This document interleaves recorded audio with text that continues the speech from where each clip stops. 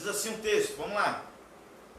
Ó, quão bom e quão suave é que os irmãos vivam em união. É como óleo precioso sobre a cabeça, que desce sobre a barba de Arão, e que desce a orla das suas vestes, como orvalho de Hermon, e como o que desce sobre os montes de Sião, porque ali o Senhor ordena a bênção e a vida para sempre. Eu quero orar com você nessa hora. Eu creio no poder da oração.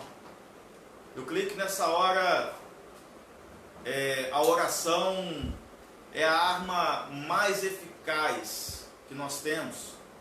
Que a oração é o meio pelo qual nós nos colocamos diante do Senhor e Ele age em nosso favor. Amém? Oremos.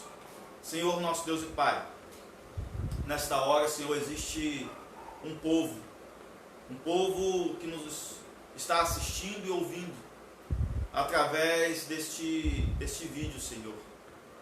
Eu creio que neste momento muitas pessoas estão carentes de uma palavra, carentes de uma direção, carentes de uma resposta, carentes do Senhor. Carentes porque nós somos totalmente dependentes do Senhor, dependentes da Tua graça, dependentes do Teu favor, dependentes do Teu perdão, dependentes da Tua misericórdia. Por isso, Pai, em nome de Jesus, lhe pedimos humildemente que o Senhor venha falar conosco neste momento, através da Tua palavra. Eu sou apenas o arauto, apenas o mensageiro, apenas o porta-voz. A Tua palavra é a primazia, a Tua palavra tem importância, a Tua palavra que é viva, a Tua palavra que é eficaz. Senhor, em nome de Jesus, usa a Tua palavra, Pai, para a glória do Teu nome. Amém e graças a Deus. Queridos, a primeira questão que eu quero compartilhar com você nessa noite, sobre esse texto, e depois eu estarei utilizando outros textos, é que fica muito claro que sobre esse texto, que a bênção ela está na união. A bênção ela está na união de pessoas. Esse texto aqui me faz acreditar o quanto Deus se agrada da nossa união. O quanto Deus se agrada quando nós estamos juntos. Só que aí me veio uma grande pergunta. Nesse momento nós não podemos estar juntos cultuando ao Senhor. Nesse momento a gente não pode estar junto. Nesse momento a gente não pode estar na igreja, a gente não pode estar nas igrejas, né? A gente não pode estar com os amigos. A gente não pode estar com as pessoas que amamos. A gente não pode visitar pessoas. A gente não pode, estar junto, fazer festa, confraternizações, comemorações, reunião de oração. Não podemos. Então, que união é essa nesse momento? Nesse momento, a união é de propósitos.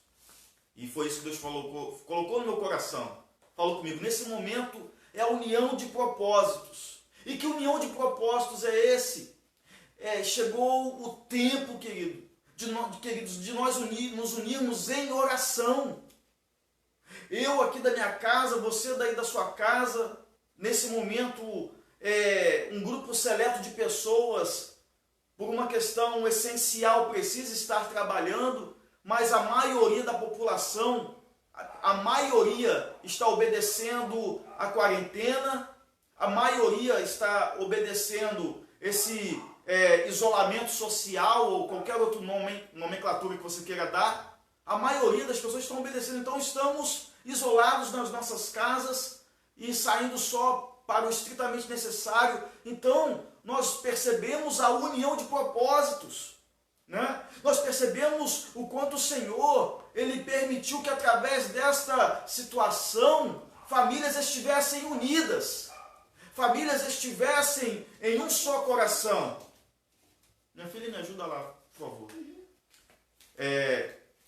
que a gente estivesse num só propósito. Quantas famílias vivem no corre-corre do seu dia a dia, filhos estudam, pais trabalham e ninguém mais almoça junto, ninguém mais janta junto, não toma café junto, nada junto, é tudo separado, cada um no seu horário, cada um do seu jeito, cada um da sua maneira. E quantas famílias estão se unindo por causa dessa situação, né? Nós percebemos também, queridos, nesse momento, a união através da solidariedade. Quantas pessoas se colocaram disponíveis para fazer algumas atividades para pessoas idosas. Quantas pessoas foram para as rodovias distribuir comida para os caminhoneiros. Quantas pessoas nesse momento estão se unindo através da solidariedade. Quantas pessoas estão se unindo para arrecadar alimentos para os menos favorecidos. Quantas pessoas estão se unindo para a doação de cestas básicas. Quantas pessoas estão se unindo para ajudar o próximo. Quantas pessoas estão se desdobrando para que outros fiquem em casa. Então esse momento de solidariedade também está refletida a união. E Deus abençoa essa união. Porque a união, queridos, é um sentimento altamente altruísta. A união é algo que agrada ao coração de Deus, porque a união, ela não vê o benefício próprio, mas a união, ela vê o benefício do outro.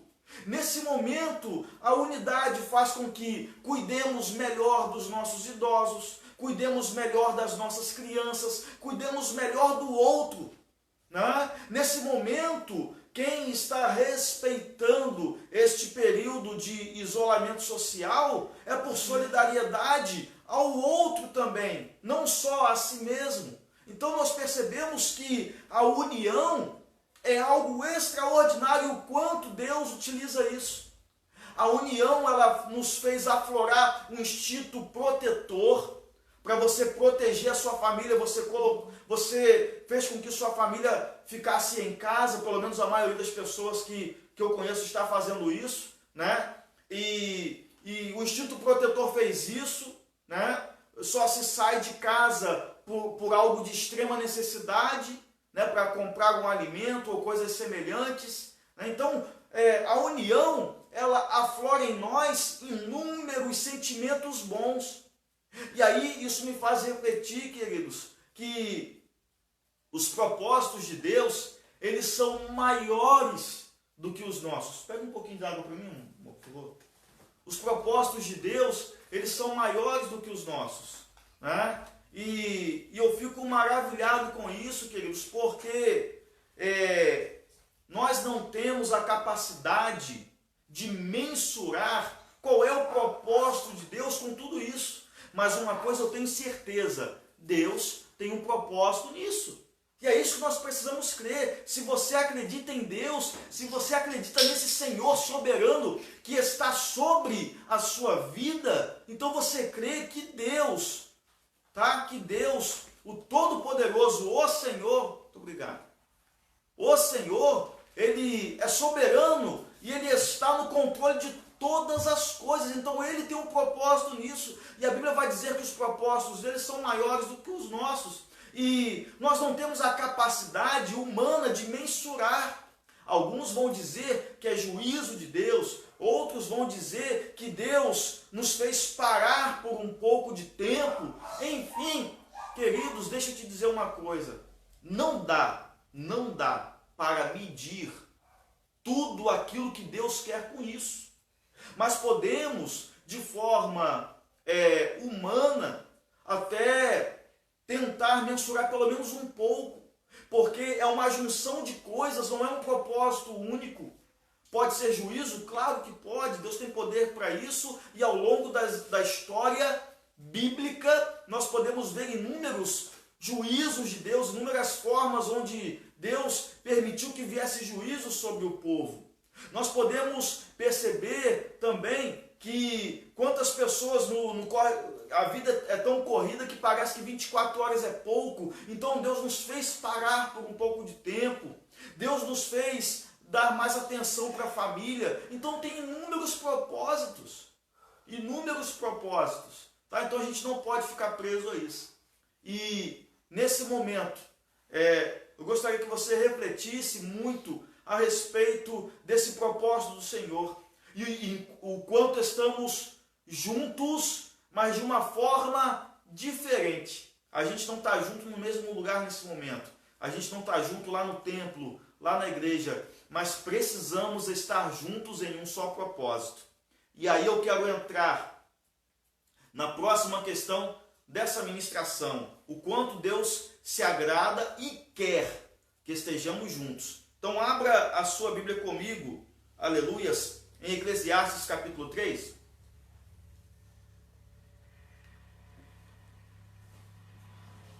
Eclesiastes capítulo 3, versículo 1, vai nos dizer o seguinte: tudo tem o seu tempo determinado, e há tempo para todo o propósito debaixo do céu. Queridos, esse é o tempo que Deus determinou. Esse é o tempo que Deus permitiu para essa pandemia vir sobre nós. E está atingindo o mundo inteiro. Está atingindo ricos e pobres. Está atingindo todas as raças. Está atingindo todas as etnias. Nesse momento não tem melhor ou pior. Estamos todos suscetíveis a este mal. E o Senhor deixa claro que tudo tem o seu propósito. É por isso que eu creio que há um propósito de Deus em tudo isso. Que Deus não ia permitir em vão, à toa. Vou ver o que acontece. Deus não é nenhum tipo de apostador para ver o que acontece. Deus não é nenhum ser inconsequente que vai fazer as coisas sem medir as consequências. Deus está no controle de tudo, queridos. E é isso que conforta o meu coração, saber que Deus está no controle e que permite que essas coisas aconteçam e que as demais coisas vai depender de como nós reagimos a isso.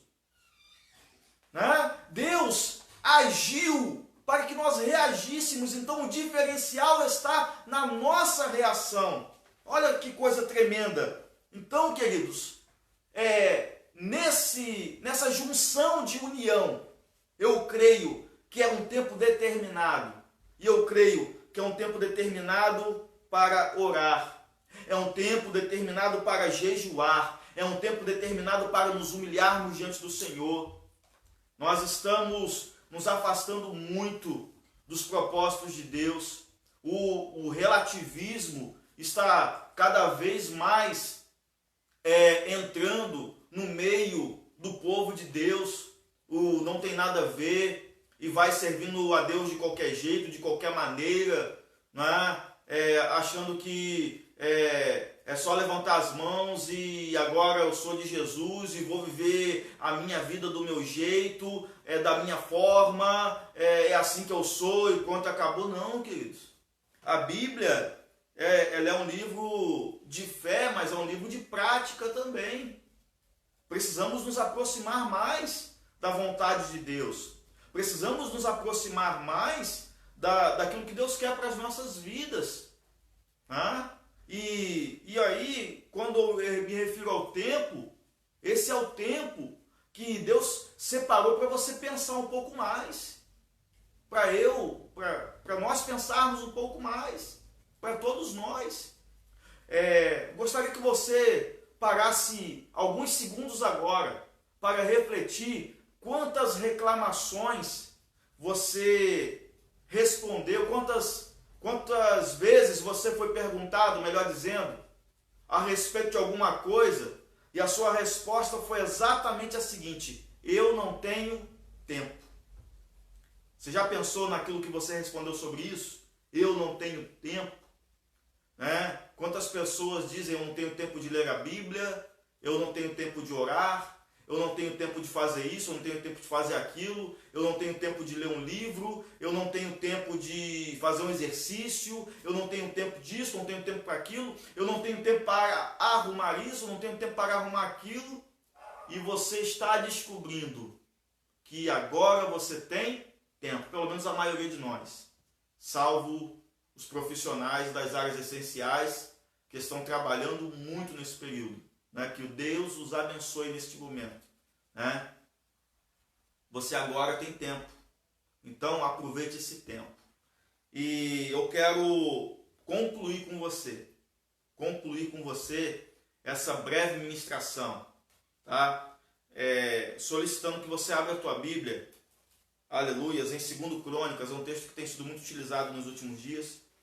2 Crônicas, capítulo 7, versículos 13 e 14. Aleluia, é um texto muito conhecido, mas o quanto o Senhor quer que estejamos juntos. E aí é onde eu entro mais uma vez lá no versículo que a gente utilizou de Salmo 133. Quão bom e quão suave é que os irmãos vivam em união. Vamos ao texto?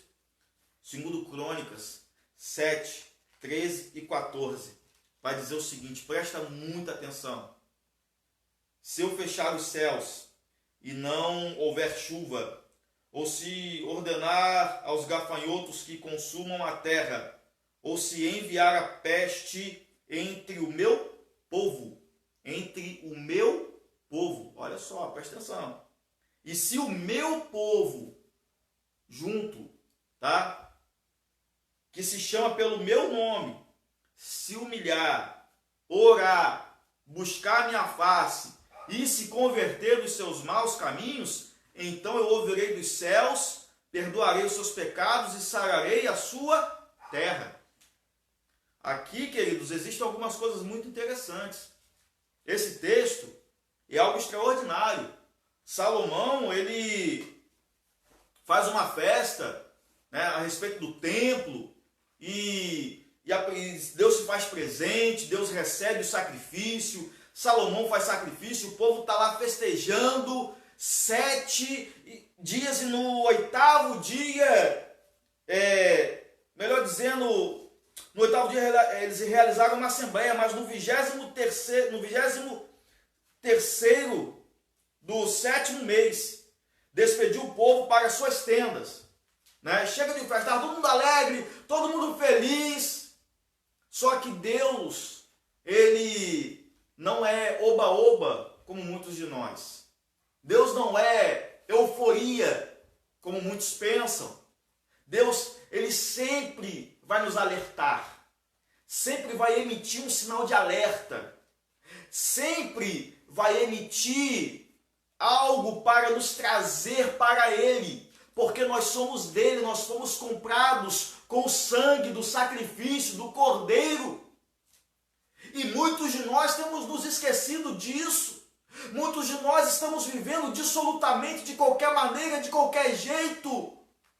Muitos de nós estamos nos esquecendo que o Senhor morreu por nós na cruz do Calvário. E nos afastamos dele, achando que a gente pode viver de qualquer jeito, de qualquer maneira. E o Senhor me fez refletir a respeito desse texto, porque ele não está falando isso aqui para qualquer pessoa. Ele não está falando isso aqui para pessoas que não conhecem. Ele está falando esse texto para o povo dele, o povo que conhece a ele, o povo que estava festejando no nome dele, o povo que estava ali adorando a ele, o povo que estava fazendo sacrifícios a ele. Aí ele vai dar um alerta: se eu fechar os céus. Querido, isso aqui, fechar o céu é bênção zero. Não tem bênção para ninguém.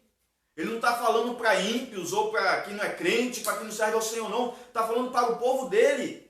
Se eu fechar os céus e não houver chuva, se eu ordenar aos gafanhotos que consumam a terra, além de não ter chuva, ainda consumir o que tem. Além de não ter bênção nenhuma, consumir a que tem. Que coisa tremenda! Ou se enviar a peste entre o meu povo. Entre o meu povo. E aqui está uma ressalva, queridos. Essa pandemia não pega em crente, cuidado. Cuidado, tá? Não, essa doença não pega em crente, cuidado.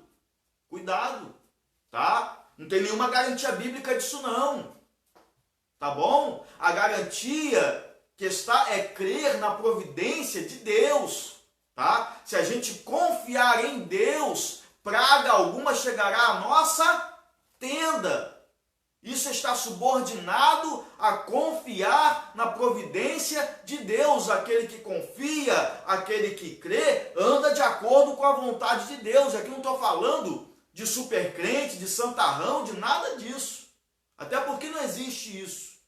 Né? A palavra de Deus vai deixar claro, e se o meu povo, que se chama pelo meu nome, aquele que serve, aquele que confia, aquele que crê, aí é que vem a providência de Deus, tá? Pelo meu nome, se humilhar, orar, buscar minha face. Então, queridos, eu creio piamente que esse tempo o Senhor permitiu que acontecesse para nós nos unirmos em oração. Não é momento de desunião.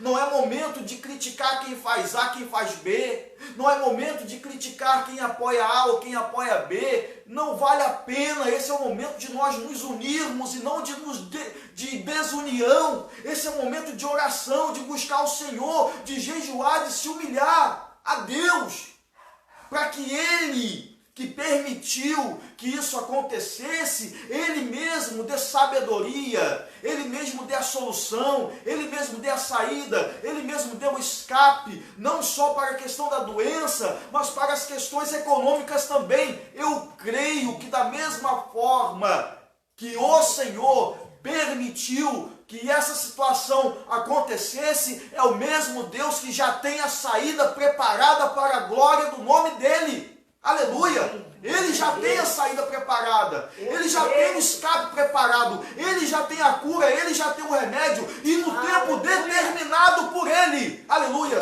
Os cientistas vão descobrir a vacina, os cientistas vão descobrir a cura, os cientistas vão descobrir, aleluia, a solução, né? Os economistas vão dar a solução para a economia, porque Deus está no controle. Glória, aleluia, Jesus. A gente só crê em Deus quando está dando tudo certo. A gente só crê em Deus quando tem a bênção. A gente só crê em Deus quando tem alimento na despensa. A gente só crê em Deus quando está tudo bem. Não! Esse é o momento de cada vez mais confiarmos no Senhor e na provisão do Senhor. Não é momento de desespero, não é momento de desconfiança, não é momento de desunião. A Bíblia deixa claro que esse é momento de união, de nos unirmos em oração, de nos unirmos em jejum, de nos unirmos, aleluias, para fazer o bem, de nos unirmos para recolher alimentos, de nos unirmos para abençoar vidas que estão precisando, de nos unirmos em solidariedade, de nos unirmos para abençoar outros. Esse é o momento onde aqueles que têm mais abençoar os que têm menos. Esse é o momento, queridos, de nós exercermos o fruto do Espírito. Esse é o momento, aleluias, esse é o tempo que o Senhor determinou para nós estarmos juntos. Aqui deixa claro, se o meu povo, que se chama pelo meu nome, é muito fácil hoje em dia, queridos, falar eu sou crente, eu sou cristão, eu sou evangélico, ou qualquer nomenclatura que você queira utilizar, é muito fácil, mas agora está na hora de agir como crente. Não é de falar que eu sou crente, é agir como aquele que confia, aquele que crê, aquele que espera no Senhor. Aleluia! A Bíblia vai deixar claro no Salmo de número 40, esperei com paciência no Senhor, e Ele ouviu, me atendeu, me abençoou, Ele ouviu o meu clamor. Aleluia! Ou seja, esperar não significa cruzar os braços, esperar é continuar clamando, esperar é continuar orando, esperar é continuar jejuando, esperar, aleluia, significa agir de forma espiritual. Esperar no Senhor significa agir com discernimento espiritual. Esperar no Senhor significa estar suscetível ao agir de Deus. É tempo de orar, é tempo de buscar a face do Senhor, é tempo de se humilhar. Sabe por quê, queridos? Se você e eu estamos vivos hoje, é por causa da misericórdia de Deus. Aleluia. Aleluia. E outra coisa, queridos, eu quero concluir aqui. Deus é tão tremendo, Deus é tão tremendo, que eu creio que hoje, infelizmente, nós não estamos preparados para o arrebatamento. Deus, ele é tão tremendo, tão misericordioso, que eu digo isso em nome do Senhor. Nós não estamos preparados para o arrebatamento. Tem muita gente para se humilhar ainda. Tem muita gente para se arrepender ainda. Tem muita gente para se voltar para o Senhor ainda.